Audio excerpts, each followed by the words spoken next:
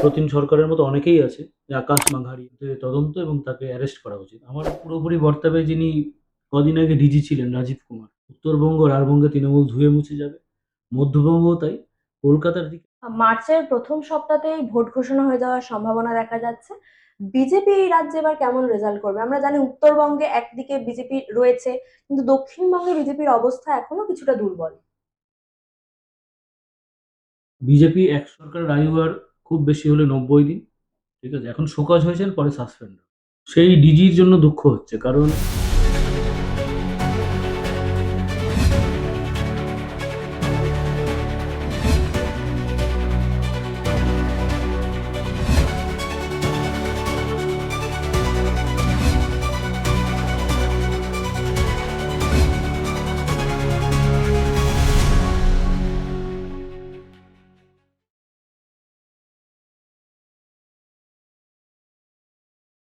Supreme court SIR মামলায় যে রায় দিল, সেই রায় রাজ্যের মুখ আবার পুরলো। কিভাবে দেখছেন এই বিষয়টা?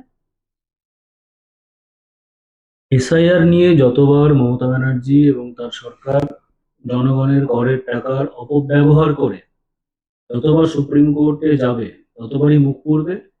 কারণ এসআইআর একটি সাংবিধানিক প্রসেস। ইলেকশন কমিশন এটা খুব ওয়েললি কন্ডাক্ট করছেন। এর ফলে এসআইআর আটকানোর তো এখানে কোনো কারণ নেই। এসআইআর আটকাতে উনি চাইছেন, যেহেতু এসআইআর কমপ্লিটলি হয়ে গেলে, এক্সিকিউট হয়ে গেলে ওনার সরকার এমনি পড়ে গেছে। এসআইআর কমপ্লিটলি হয়ে যাওয়ার পর উনি খুব বড় ব্যবধানে উনি হারবেন। ওনার সরকার উনি আটকানোর চেষ্টা করবেন, এবং সুপ্রিম কোর্ট এত সহজ একটা জায়গা নয়, ওনার রাজনৈতিক ফায়দা লোটার জায়গা নয়। উনি বারবার করেই হারবেন ওখানটা।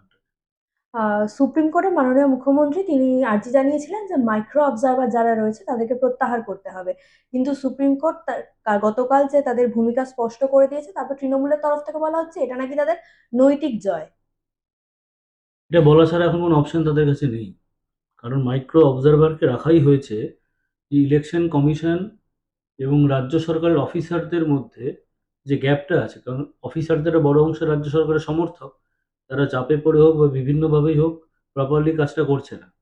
সেক্ষেত্রে ইলেকশন কমিশনে মাইক্রো অবজারভারদেরকে রিক্রুট করেছে এই প্রসেসটাকে প্রপারলি এক্সিকিউট করার জন্য।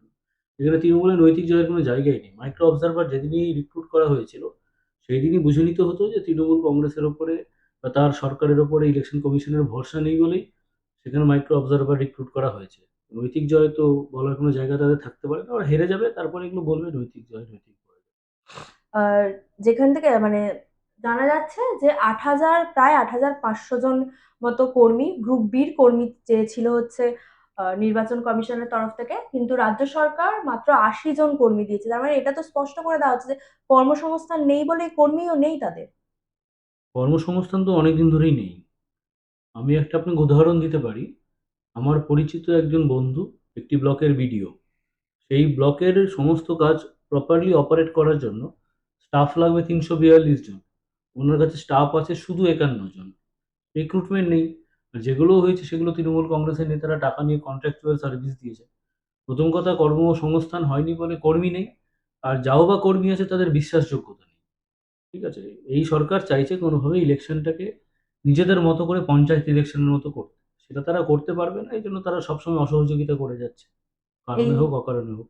এই এসআইআর চলাকালীন বেআইনি বিভিন্ন অভিযোগে রাজ্যের পুলিশের যে ডিজি তাকে শোকজ করা হয়েছে। কিভাবে দেখছেন? সেই ডিজির জন্য দুঃখ হচ্ছে, কারণ তিনি জাস্ট দায়িত্ব নিয়েছেন কিছুদিনের আগে। দায়িত্ব নিয়ে তিনি শোকজ হলেন। কারণ এই দায়টা পুরোপুরি বর্তাবে যিনি কদিন আগে ডিজি ছিলেন রাজীব কুমার। ঠিক আছে, আমরা তো আশা করব তিনি কবে তৃণমূল কংগ্রেস অফিসিয়ালি জয়েন করছেন। আর এই শোকজটা তাদের কাছে একটি সতর্ক বার্তা মাত্র। আমরা চাইবো যে সরকারের যারা বিভিন্ন উচ্চ পদে আসীন রয়েছেন, তাদেরকে বলবো তারা নিরপেক্ষতা বজায় রেখে সরকারের কাজকর্ম এবং ইলেকশন কমিশনকে হেল্প করুন। কারণ এই সরকারের আয়ু আর খুব বেশি হলে ৯০ দিন। ঠিক আছে, এখন শোকজ হয়েছেন, পরে সাসপেন্ড হবেন। বলছি, যখন অভিষেক বন্দ্যোপাধ্যায়ের নামে বিভিন্ন কেস আসে, কোর্টে লড়া হয়, তখন তো মুখ্যমন্ত্রী কোটি কোটি টাকা দিয়ে উকিল রাখেন, বা অভয়া যখন হয় তখনও টাকা দিয়ে উকিল রাখেন, কিন্তু এই এসআইআর এর বেলায় তিনি নিজে কেন ছুটে গেলেন সুপ্রিম কোর্টে? তিনি জানতেন যে এসআইআর এর কোনো আইনগত কোনো ত্রুটি নেই, ফাঁক নেই, তারা হারবেন। বেসিক্যালি উনি একজন নাটকের মুখ্যমন্ত্রী। সবসময় গিমিক ক্রিয়েট করেন, আমাদের পশ্চিমবঙ্গের বড় অংশের মানুষকে বোকা ভাবেন। তিনি দেখাতে গেছিলেন যে তিনি নেমে জয় ছিনিয়ে আনবেন। কিন্তু তার গালে যে সাংবিধানিকভাবে আইনত একটা চপেটাঘাত পড়বে, এটা উনি ভাবতে পারেননি। ঠিক আছে? ইনি ছুটে গেছিলেন যে শেষ বেলার শেষ পাতের ক্রিমটা খাওয়ার জন্য। ওটা হয়নি। আমরা যতদূর দেখেছি যে শুনানি পর্ব চলাকালীন যা এসছে তাতে দেখা যাচ্ছে পিতা একজন অথচ সন্তানের সংখ্যা অনেক, কোথাও 200 জন, কোথাও 390 জন, কোথাও গিয়ে মুখ্যমন্ত্রী বলছেন যে 2002-এর যে ভোটার লিস্ট তাতেই যাতে 2026-এর বিধানসভা নির্বাচন করানো হয়। তার মানে উনি বলে দিচ্ছেন যে ভুয়ো ভোটেই তার মানে নির্বাচন করতে হবে। তিনি তো পারলে নির্বাচন হোক এটাই চাইছেন না। কারণ তিনি চাইছেন যে বংশ পরম্পরার মতো করে তিনি মুখ্যমন্ত্রী থেকে যাবেন, কোনো ভোট হবে না। ভোট হলেও অবৈধভাবে হবে। তো তিনি কি বলছেন না বলছেন আমাদের কাছে বিচার্য বিষয় নয়। কারণ তিনি তার রাজনৈতিক আয়ু আর ১ মাস। কারণ ১ মাসের মধ্যে আশা করি নির্বাচন ঘোষণা হয়ে যাবে। তো তার বক্তব্যের কোনো বৈধতা বা কোনো কিছুকে আমরা ধরছি না। তিনি যা বলছেন পাগলের প্রলাপ। হেরে যাওয়ার পরে তার মানসিক সুস্থতা কামনা করব। এই এসআইআর আবহে 32 লাইনের একটি কবিতা লিখেছেন অভিষেক বন্দ্যোপাধ্যায়, তাতে একটি লাইন রয়েছে 150। এটি একটি সংখ্যা নয়, এটা রাষ্ট্রের আগুনে লাগানো মানুষের চিৎকার। তিনি আবার কবিতা লেখেন নাকি? তিনি যদি কবিতা লেখেন তাহলে অন্যান্য কবিরা আর কবিতা লিখবেন না। কারণ তার হাতের কলমে যদি কিছু বেরোয়, সেটা কবি এবং কাব্যের অপমান। এবং আমার মনে হয় না তার এই ধরনের কবিতা বা ভাষা প্রয়োগ করার মতো ক্ষমতা আছে। তিনি কয়লা, বালি আর পুলিশের থ্রু দিয়ে টাকা ইনকাম করাচ্ছেন উনি কিছু জানেন না। এটা হয়তো কেউ লিখে দিয়েছে তাকে বলার জন্য। অন্যদিকে দেখা যাচ্ছে আজকে 10ই ফেব্রুয়ারি, আজকে আইপ্যাক মামলার শুনানি ছিল সুপ্রিম কোর্টে, যেটা পিছিয়ে গেছে। এর আগেও তো কপিল সিব্বাল অসুস্থ হয়েছেন, তা সত্ত্বেও মামলা হয়েছে। তাহলে এই ক্ষেত্রে কেন মামলাটা পিছিয়ে গেল? দেখুন তৃণমূল কংগ্রেস এই নামজাদা আইনজীবীদেরকে নামিয়েছে আমাদের মতো সাধারণ মানুষের করের টাকার অপব্যবহার করে। এবং এরা আইনের ফাঁক খুঁজে, আইন তো দিনের শেষে কখনো না কখনো মানবিক। মানবিক দৃষ্টিভঙ্গিটাকে কাজে লাগিয়ে তারা এই কপিল সিব্বল আমার মনে হয় না কোনো অসুস্থ। তার ইমিডিয়েটলি এইমস বা কোনো বড় জায়গাতে তার মেডিকেল ট্রিটমেন্ট করা উচিত এবং তিনি যদি আইনকে বুড়ো আঙুল দেখান তাহলে তার বিরুদ্ধে তদন্ত এবং তাকে অ্যারেস্ট করা উচিত। আমার মনে হয় না কপিল সিব্বল অসুস্থ। এটা টাইম বাই করা হচ্ছে জাস্ট আর কিছুই নয়। মানে আমরা জানি তদন্ত যত পিছোয় তত সত্য উঠে আসার সম্ভাবনা কমে যায়। এক্ষেত্রেও কি ঠিক সেই কারণেই পিছোচ্ছে শুনানি? উনি যতই চেষ্টা করুন ৭ দিন বা ১০ দিন পেছোতে পারে হয়তো বেশি আইনের ফাঁককে দেখিয়ে।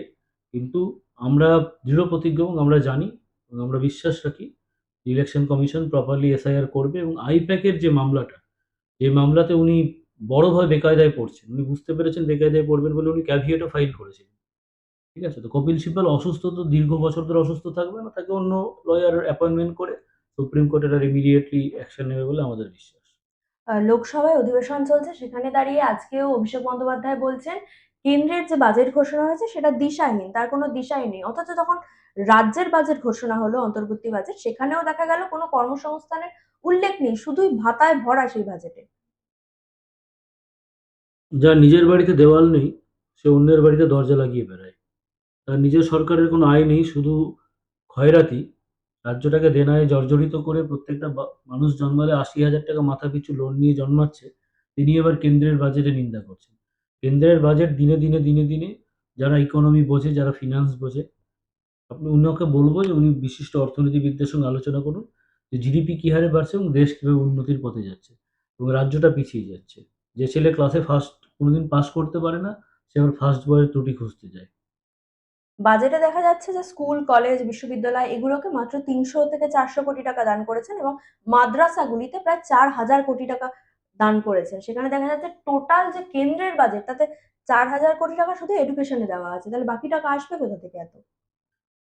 ব্যাপারটা হচ্ছে যে প্রথম কথা শিক্ষা ব্যবস্থা উঠে গেছে এই রাজ্যে এবং ১৪ বছরের শিক্ষা একদম ধূলিসাৎ। যেহেতু আমি গ্রাম্য রাজনীতির সঙ্গে যুক্ত, আমি নিজে দেখতে পাই গ্রামের স্কুলগুলো ফাঁকা। স্টুডেন্ট টিচার রেশিও প্রায় অসম্ভব খারাপ বা অবস্থায় রয়েছে। সেক্ষেত্রে এই সরকারের উচিত ছিল যে খয়রাতি বন্ধ করে মুসলিম সম্প্রদায়ের কাছে ভালো সাজার নাটক না করে প্রপারলি এডুকেশন খাতে বরাদ্দটাকে বাড়ানো এবং শিক্ষা ব্যবস্থাটাকে কন্ট্রোল করা। কারণ মুসলিম সমাজের মানুষের সমর্থন তাদের দিক থেকে সরে যাচ্ছে। ওইজন্য এরা এই সমস্ত লোক দেখানো বাজেট করছে। আজ অব্দি কোনো বাজেট এক্সিকিউট হয়নি। যার কাছে টাকা নেই তার বাজেটের কি মানে? কোনো বাজেট এক্সিকিউশন হবে না। উনি মাদ্রাসা খাতে ৫,০০০ কোটি কেন ৫,০০,০০০ কোটি টাকা দিল, সেটা আষাঢ়ে কুসুম একটা কল্পনা। এবং ওনারা কোনো কিছু করতে পারবেন না। আর এই বাজেটের কি দাম? এই সরকারের স্থায়িত্ব তো আর ২০ থেকে ২৫ দিন।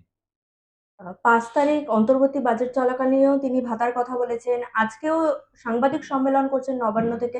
সেখানেও কোনো রকম কর্মসংস্থানের উল্লেখ নেই। অথচ তিনি বলছেন যে ২১ থেকে ৪০ বছর বয়সী যারা রয়েছে মাধ্যমিক পাশ করলেই ৫ বছর ৳১,৫০০ করে তাদেরকে দেওয়া হবে। তাহলে ৫ বছর পর তারা কি করবে? কর্মসংস্থানই তো নেই রাজ্যে। ৳১,৫০০ মাসে মানে একটা ইয়ং ছেলের প্রতিদিন হাতে ৳৫০। এই যুব সমাজকে বিপথে চালিত করার জন্য সেই টাকাটা যথেষ্ট। কারণ এই উঠতি বয়সে মানুষ বিভিন্ন রকমভাবে আসক্ত হয়। বিভিন্ন রকম বেলাইনে যায়। তো এই সময় এই টাকাটা তাদেরকে বিপথগামী করবে। ১ম কথা হচ্ছে ট্যাব দিয়ে, মোবাইল দিয়ে একটা যুব সমাজকে নষ্ট করেছেন। এই টাকাটা দিয়ে আরো নষ্ট করছেন। যদিও এই টাকাটা উনি দিতে পারবেন না। কারণ 31st মার্চের মধ্যে উনার ১২,০০০ কোটি টাকা লাগবে ডিএ এর জন্য। এই টাকাগুলোর জন্য ১৫,০০০ কোটি টাকা। যে সরকারের কাছে ১০ কোটি টাকা, ২০ কোটি টাকা রাস্তার জন্য দিতে পারে না। এগুলো গল্প, এগুলো ভোটে জেতার জন্য প্ল্যানিং করছে। আমরা এই ধরনের বাজেট এবং এই ধরনের অভিসন্ধিকে ধিক্কার জানাই এবং এগুলোকে আমরা মানে মান্যতাই দিচ্ছি না। কারণ আমাদের সরকার আসছে। আমরা ভাতার উপরে বেস করে নয়, আমরা শক্ত সামর্থ্য যুব সমাজকে কর্মসংস্থানের মাধ্যমে নতুন ভবিষ্যৎ গড়ব। এই ৩ মাস পরে আপনারা নিজেরাই দেখতে পাবেন। এদের বাজেট এবং এদের এই সমস্ত পরিকল্পনা আমাদের কাছে মূল্যহীন। মার্চের ১ম সপ্তাহতেই ভোট ঘোষণা হয়ে যাওয়ার সম্ভাবনা দেখা যাচ্ছে। বিজেপি এই রাজ্যে এবার কেমন রেজাল্ট করবে? আমরা জানি উত্তরবঙ্গে একদিকে বিজেপি রয়েছে, কিন্তু দক্ষিণবঙ্গে বিজেপির অবস্থা এখনো কিছুটা দুর্বল। বিজেপি ১৭০ এর উপরে সিট পেয়ে সরকার গঠন করেছে। আজকের দিনে দাঁড়িয়েও আমাদের যেগুলো সাংগঠনিক দুর্বলতা, সেগুলোকে মাথায় রেখেই বলছি, আমরা ১৭০ এর উপরে সিট পাবো।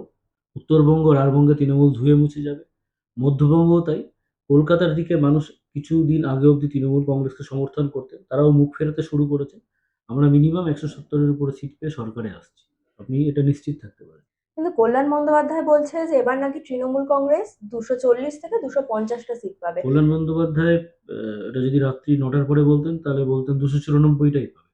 এটা যদি বিকেলে বলে থাকেন ২৫০ বলেছেন। উনাকে সকালবেলা জিজ্ঞেস করবেন ঘুম থেকে উঠে, উনিও বলবেন যে বিজেপি ১৭০ টা সিট পাবে।